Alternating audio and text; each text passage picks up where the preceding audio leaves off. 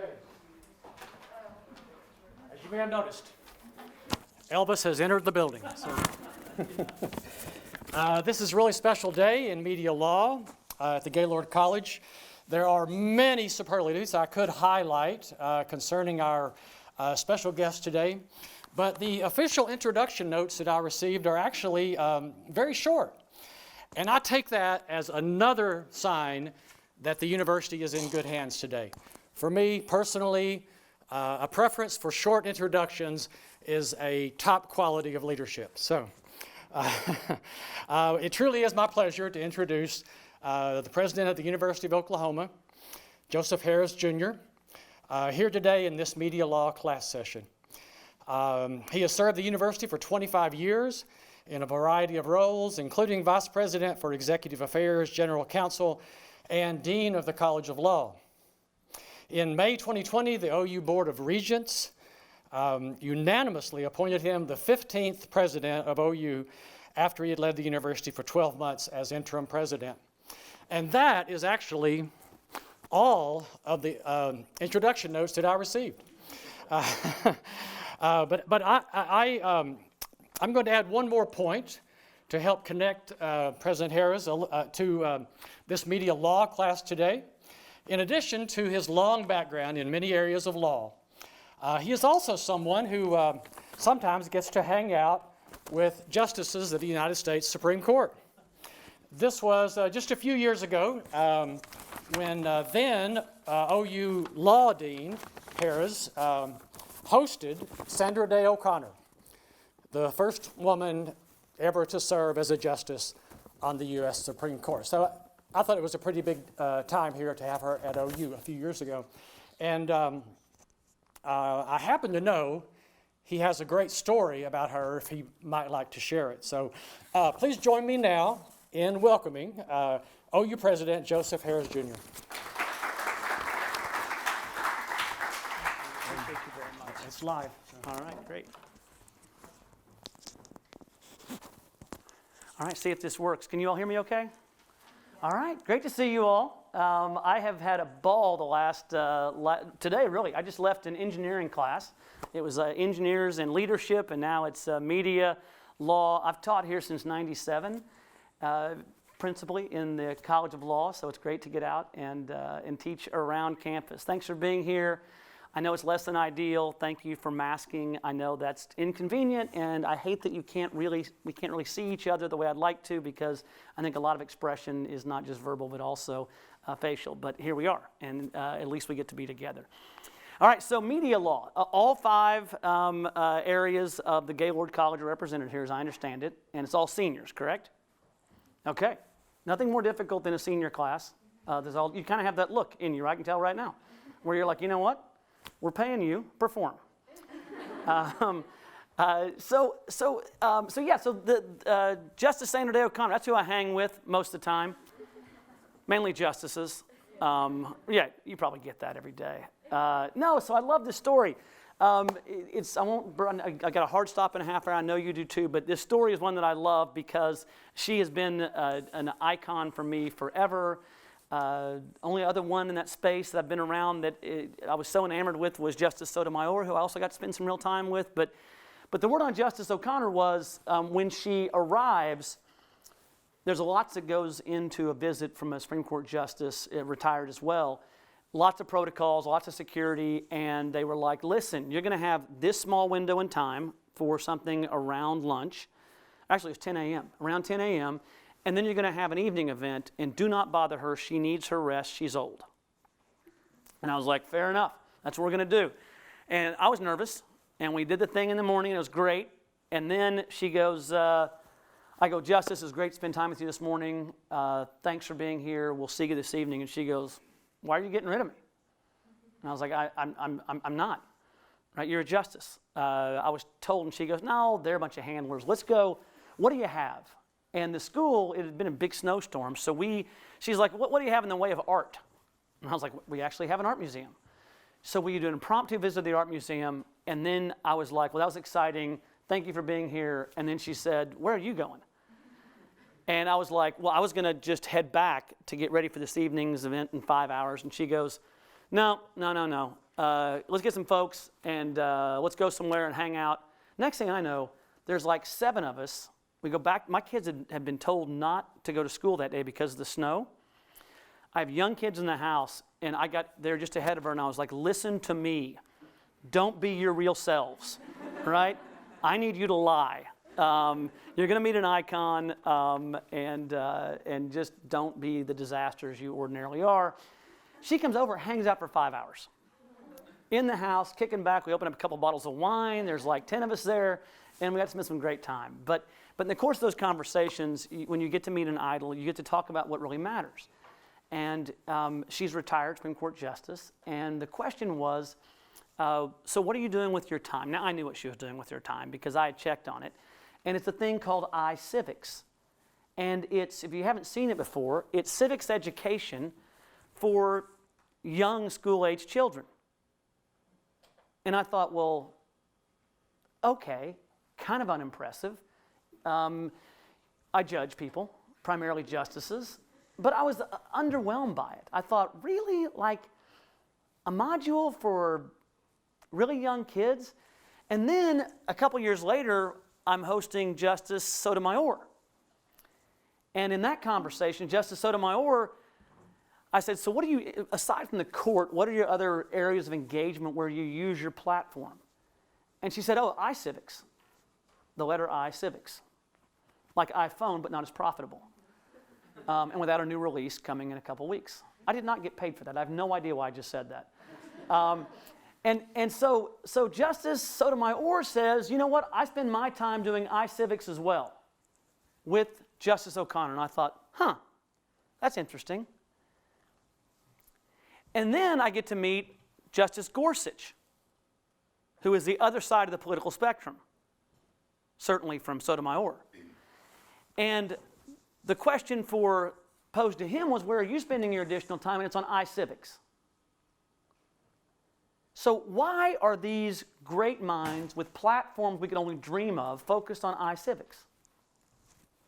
This program to teach kids in school that are basically, K through 6 about the basics of civics education.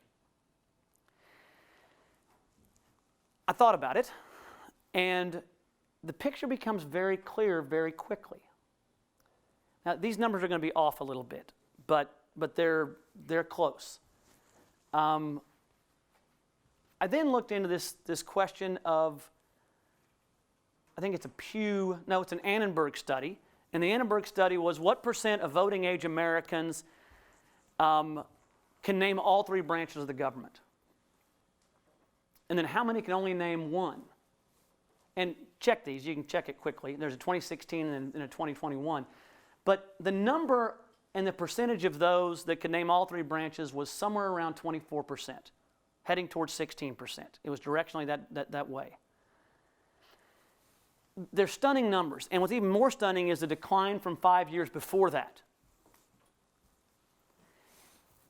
And very quickly you begin to think, okay, so these 3 justices with somewhat disparate philosophies and political bents are all contributing their time in iCivics, which is very basic. And then you look at the data that shows the percentage of voting age Americans that can name the 3 branches of government, let alone understand them, and then what percentage can only name one branch of government. And you look at that trend line over 5 years, and it's a precipitous drop to an alarming level.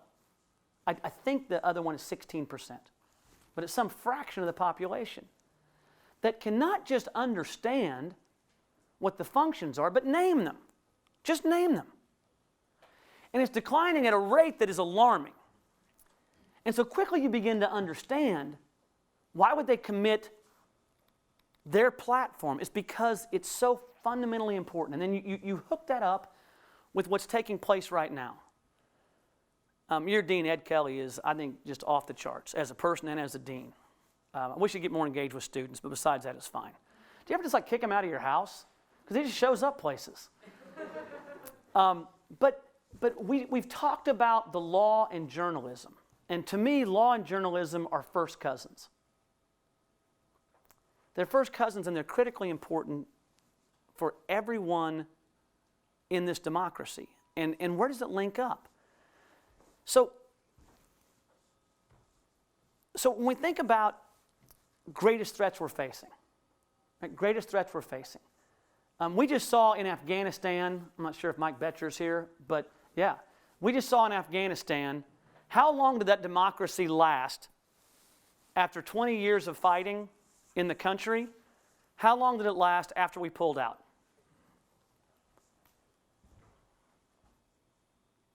Mike? Oh, you're asking me. Well, I was asking them, but it got really quiet and weird. Yeah.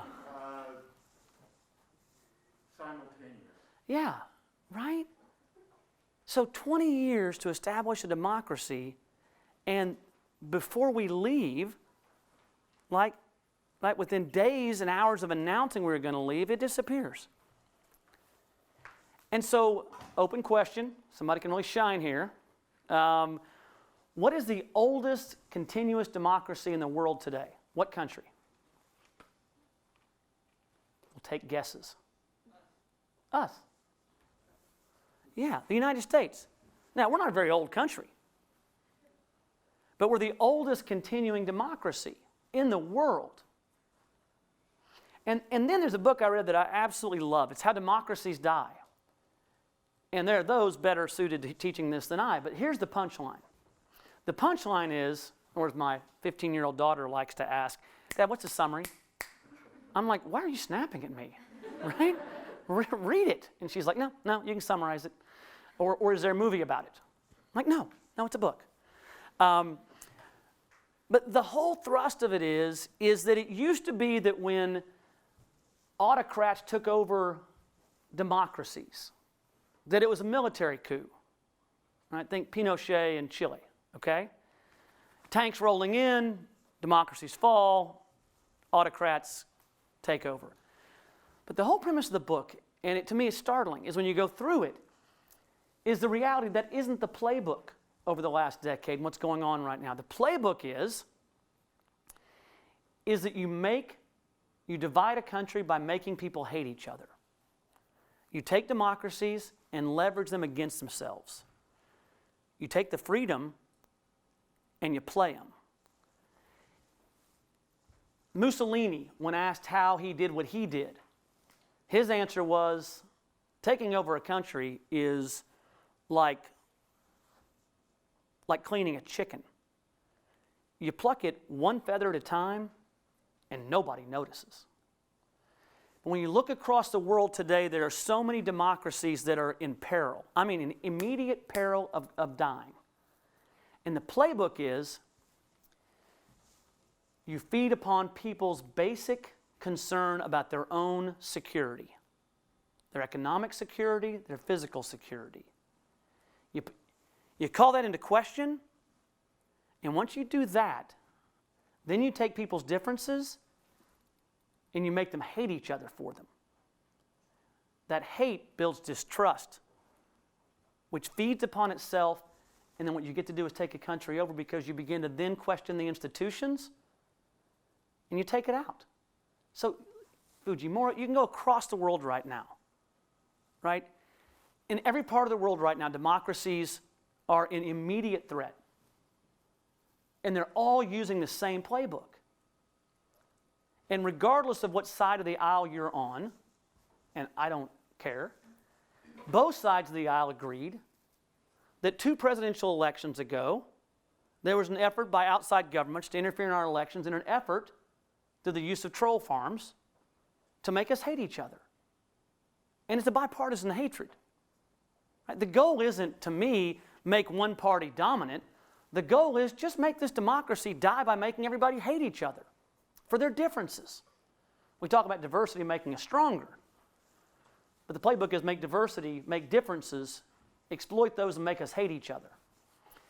And you combine that with the incredible impact of social media and the narrowing that you all know about in terms of the echo chamber that you hear, and it's self-reinforcing. And so it brings me to this question, back to the point, realizing that we have a finite amount of time, but it brings me back to this point of why would these 3 Supreme Court justices, one retired, who is without a doubt one of the most powerful figures in American history, certainly among females. Why would Justice Gorsuch, why would Justice Sotomayor, why would they commit themselves to a project called iCivics, which is so basic? And the answer is they get it. That regardless of where you are on the political spectrum, the playbook is to learn to hate each other and to distrust institutions. To make a free press something that doesn't exist. If you can capture the press, you control the collective thought. If you can make people distrust the journalists and discredit them, right, it becomes much easier.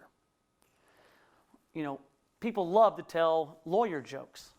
And one of those lines they often use is they quote Shakespeare. And they say, first, let's kill all the lawyers. Right? Anyone hear that one? So that's the play. But of course, there is it's about Henry the Butcher. But it's people misquote it as a joke and don't realize what's being said is the first thing you do to create chaos is kill all the lawyers because they know the law. They understand rule of law. They understand that if the rule of law is in control, autocrats can't take over.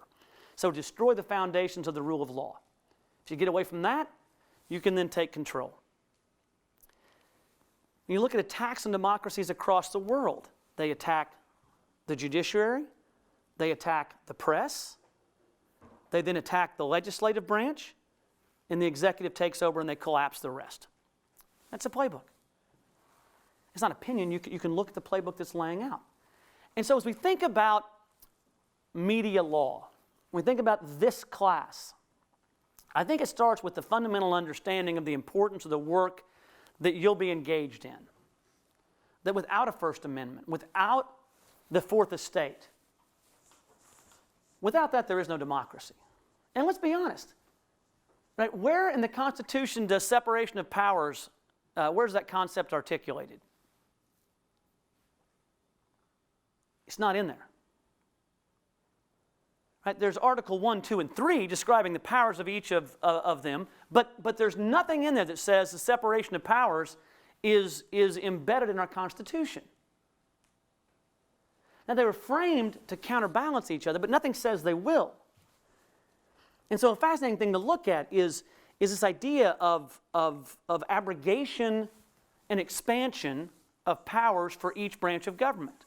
And it's not unique to one. You can look at our history, and you can see when different branches engaged in overreach and the implications of that. Now, most folks will jump to, oh, you must mean executive branch overreach. It's not limited to the executive branch. So a good example is the 13th Amendment. So we fight a civil war. Slavery is ended. To give you an example of overreach and impact of one of the branches going unchecked. And civil war is fought. 1865, the 13th Amendment is passed. It says no more slavery. That's a rough summary. The next year, 1866, the U.S. Congress passes the Civil Rights Act of 1866. They pass it and it says that all of the freed slaves, well, the males, will have the same rights as white men. Okay? Fought a whole war for this. And then they say, you know what? We passed that through Congress. We have the 13th Amendment, but statutes can be changed too easily. This is too important. Let's pass the 14th Amendment. And so they go through, and it's tricky to pass an amendment to the Constitution. That's a different day. And they pass the 14th Amendment, which guarantees equal protection under the law for all. Again, if you're male. And that should be it. At that point, you have two constitutional amendments and a Civil Rights Act of 1866 that guarantee the recently freed slaves, men, will have the same rights as white men. So what in the hell? Like, what was this whole thing about a Civil Rights Act of 1964 being needed? What was this whole thing about separate bathrooms? What was that all about? Well, the answer is, a few years after the 14th Amendment, the U.S. Supreme Court comes out in a grouping of cases and says, oh, yeah. all that stuff about equality of rights is only enforceable for governmental institutions which at the time comprised a tiny segment of the economy. Now think about that. That's one branch of the government that takes a civil war, that takes 2 constitutional amendments and the first big Civil Rights Act and says, no, that's over here on this 1 or 2% of society. The rest of it, we're going to lay the groundwork for Plessy versus Ferguson, decades later.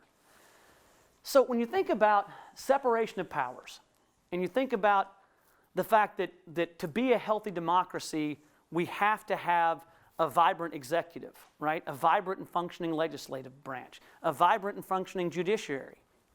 You can't let them collapse because the fourth estate, media, has to also be healthy. And for all the freedoms in this country, right, every generation has a tax, not a single attack, has a tax on the Constitution. Because we're the oldest continuous democracy and we aren't that old. And the viability of it isn't just not guaranteed, it's against the odds.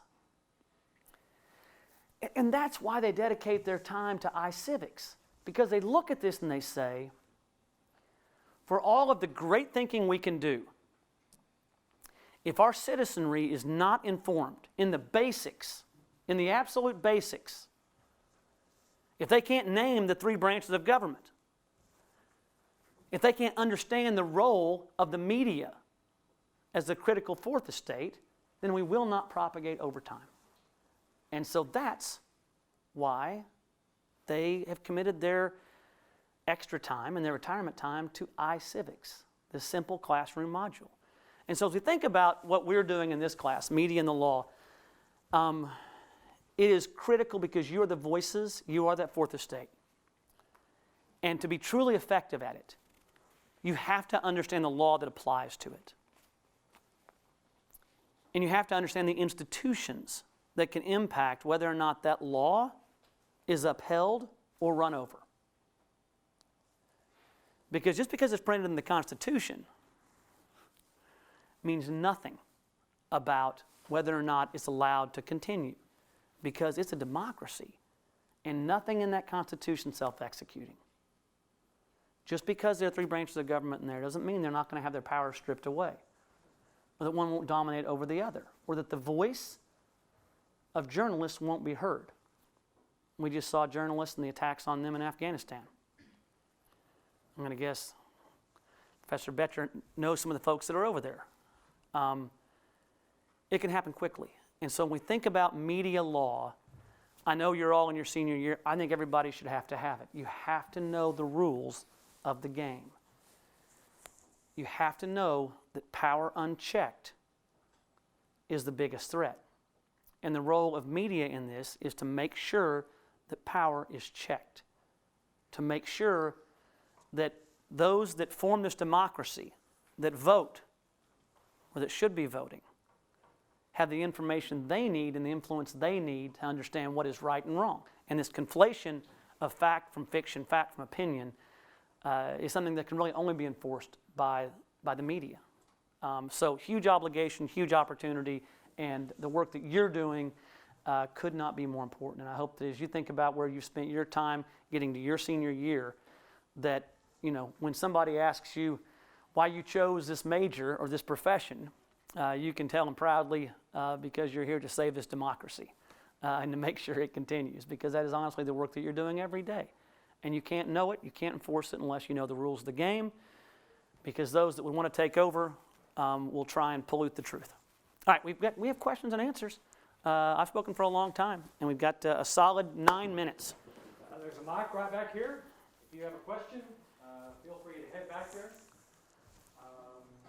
while you're getting warmed up and getting back there. I certainly applaud your suggestion that every OU student take media law. That's right. Let's Right. work on that. That was a paid advertisement, just part of the package. I've said that for years. Here we go. We've got a question. Hello. Is this good? Please. Positive. Yeah. All right. I'm sure you're really happy to see me up here. You don't see me enough recently. But something that you said, really struck me. Obviously, the role that democracy or journalists play in upholding a democracy, and a big part of that, obviously, is checking in on our public institutions and kind of seeing what's happening. And so I did have a question for you that some of us at the Daily have had some frustrations with fairly recently. Is the role that Open Records plays in being able to, as I said, check in on what institutions are doing and having that information available to the public. Oklahoma Open Record Act doesn't necessarily spell out in the law what a reasonable time frame is. However, it does lay out generally a reasonable time to get that job done that those records should be produced in. A couple of my editors and myself have we have requests to the university that have been outstanding for, in some cases, almost a year, and in some cases even over that. So I kind of wanted to ask you about what the university is doing on that front, if you feel that that is true to the spirit of what this law is, even though it doesn't give necessarily a time frame. Yeah. Or how totally the fair. university is handling this. Yeah, totally fair, and it's something that needs to be improved. Well, we've restructured it. It had been put under public affairs, and it needs to be under the general counsel's office. We've restructured that, tried to add resources to it. There is a crazy number of requests that come in, thousands and thousands, and they have to be reviewed for all kinds of reasons. All that being said, if you see a time frame that you don't think is right or reasonable, you never wasted my time before, send me a note, and I'll look into the specific request and see if we can't move them along, because it shouldn't take that long. Mm-hmm. And in that restructuring, I'd recently reached out and just to see kind of what the situation was and reviewing how OU stacks up to other schools. And I had seen that right now there were 2 or 3 positions in that office. In that restructuring, is that office being expanded based on how many requests are coming in? Yes. All right. Yeah. No, I mean, the resources simply weren't enough. And the question is, how much can you add?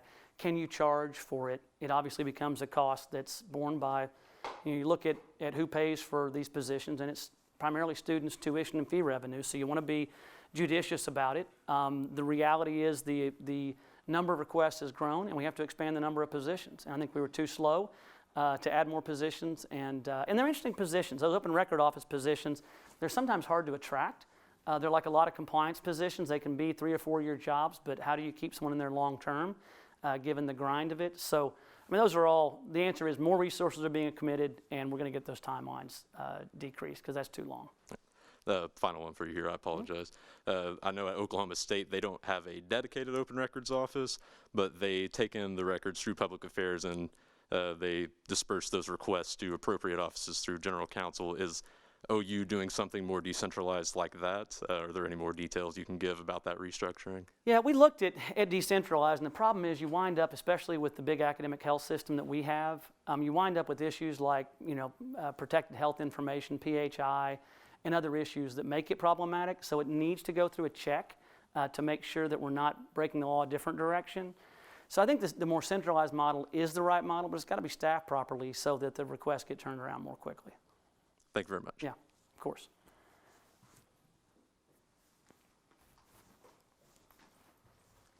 Hi, I'm Hello. Morgan. I'm a reporter for OU Nightly, and so thank you for being here today. I'm not in Dr. Kerr's class, but happy that you're here and answering questions. OU is going to the SEC. What are some changes that are happening to the university? What are some things you're excited for? Will there be partnerships with the Southeast, the schools, the universities? What's going on? Yeah, no. Important question, New. What I'm excited about is that when there are really 2 touchstones for me in analyzing where we would go in 2025. And the first one was, how can you maintain excellence? And how can you, there's a lot of things I'd like to have, but to me, when you get a big problem, you ask, what are the essential components? What are those things you have to have? One of those is that we have to maintain excellence in athletics, because it's a tradition and it's important and it feeds into our strategic plan. The second is that we have to be, to maintain a unique status we have, which is right now our athletics is not subsidized by students' tuition and fee dollars, nor is it subsidized by the government.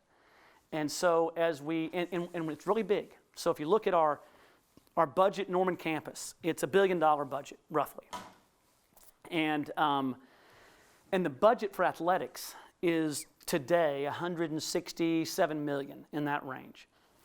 And it's going to go up. I mean, what we saw happen, and there's some more experts here, but when you look at what's taken place in athletics, including a critical Supreme Court decision in the month of June, the costs for athletics are simply going up in a material way. Name, image, and likeness, antitrust issues that are out there, all of those. When you look at that, and the Alston case is the one you probably looked at. When you look at those, that cost is going to go up.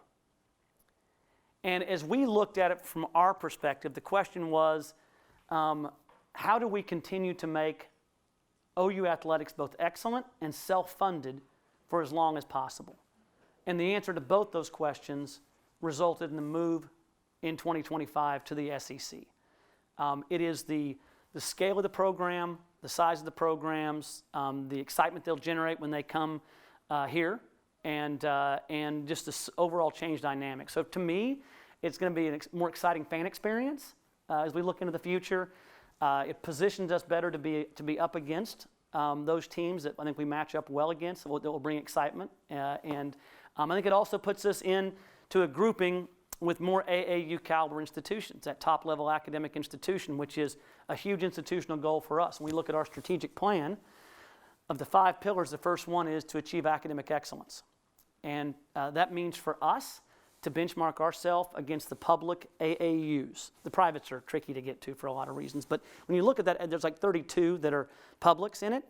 When we look at that grouping, we're benchmarking ourselves against the median for all of those. And by being in that conference, we think it serves not just athletic interests, but also academic in two senses. One, because there are more AAU institutions, but also, more importantly, it will not take resources away from the academic experience and the student experience to fuel athletics. Totally agree with you.